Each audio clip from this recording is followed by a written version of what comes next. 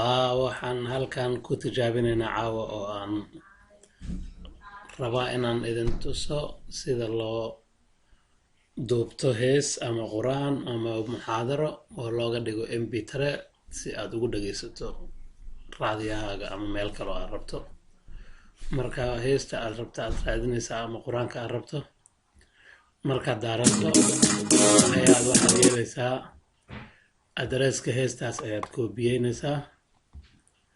markaad koobiyeyso ayaad waxaad tagaysaa halkan waxaad ku qoraysaa YouTube oo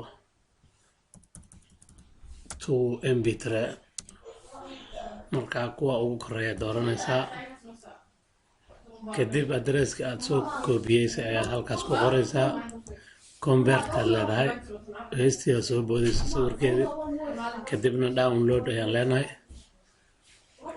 wata heesta halka ay ka socotaa iyadoo MP3 ah mar dhow diyaar ay noqotay.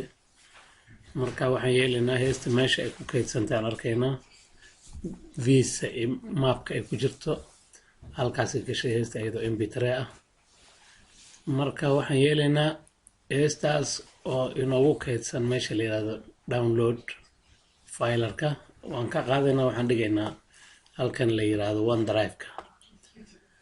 OneDrive wuxuu noo saamaxayaa inaan ku dhageysano heestaas isla haddadan mobilkayga oo xataa markaan dibadda ula baxo aan ka dhageysan karo maxaa la yiraahdaa mobilkayga anigoo aan internet xataa haysanin. marka daawasho wanaagsan waana mahadsan.